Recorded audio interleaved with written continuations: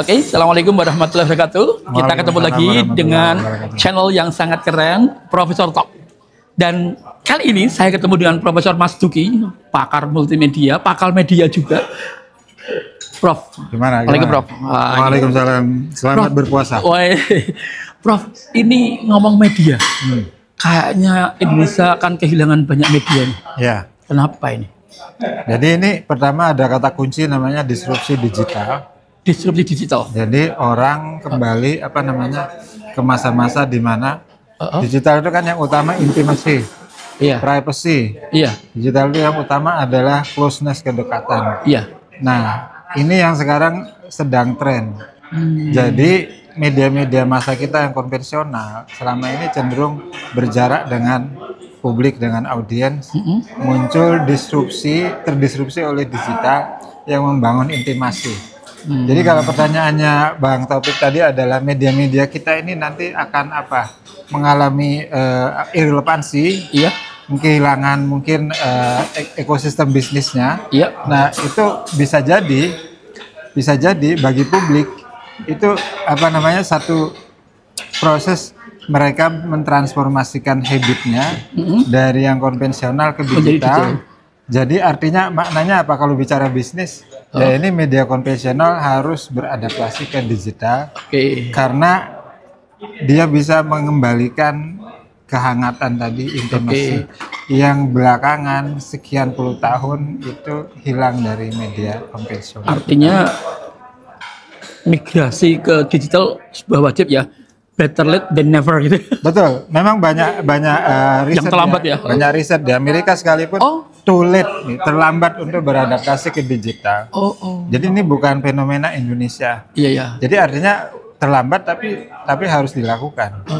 Dan kata kuncinya tadi menurut saya engagement, intimacy, closeness itu habit atau tipikal dari digital culture.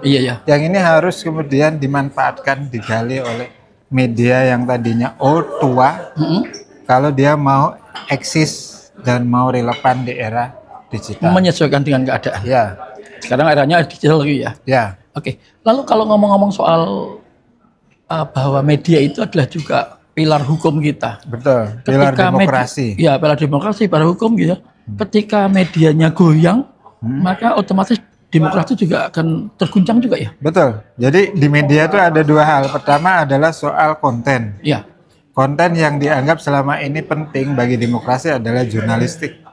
Jadi watchdog jurnalisme itu pilar demokrasinya di situ. Nah, yang kedua adalah soal kepemilikan, ownership, ini soal bisnis dan segala macam. Nah, banyak orang sekarang khawatir bisnis media katanya sedang breakdown. Betul. Nah, tapi saya optimis bahwa jurnalisme itu sebenarnya dia akan terus diharapkan tumbuh dan akan terus mengalami transformasi. Dulu jurnalisme yang watchdog itu ada di media cetak. Sekarang masih tersisa ada Tempo, Kompas. Nah, tetapi media digital mulai tumbuh dengan namanya alternatif media yang menawarkan jurnalisme watchdog. Jadi ini memang harus dilihat dua sisi, Bang. Pertama kita prihatin. Secara ownership, secara bisnis, sekarang pelaku-pelaku media di masa lalu yang heritage, pejuang demokrasi melalui medianya, itu menghadapi tekanan bisnis. Dan bisa jadi remuk ya. Remuk. Termasuk ekosistemnya kan. Nah, tetapi kita harus selalu istilahnya melihat ada lilin, ada nyala yang muncul. Ada panas yang membara. Ada asap. Jadi ini supaya ada optimisme di tengah pesimisme. Dan seperti tadi, riset-riset di Amerika terlambat, tapi mereka kemudian harus bersegera. Kuncinya sekarang bagaimana caranya? Jurnalisme yang kuat misalnya di Republika yang tadinya cetak sekarang harus online. Ini bertahan dan diwarisi oleh platform yang lain. Ngomong-ngomong soal citizen journalism. Itu gimana nih? Biar anak muda juga punya peran besar dalam rangka untuk berperan besar untuk pilar demokrasi. Salah satu yang menjadi rahmat dari digital adalah accessibility bagi anak muda untuk menjadi influencer, podcaster. Behind dari itu semua kan ada kerja jurnalistik. Oke. Jadi jangan hanya bikin konten yang menyesatkan. Baik, isinya hanya sekedar omon-omon gitu, jangan. Bikin konten jurnalistik. Nah, dari situ Anda menjadi citizen jurnalis. Citizen jurnalis itu sesuatu yang membreakdown dari yang struktural, yang birokratik, kerjanya hanya wartawan yang profesional. Kan sekarang terbalik.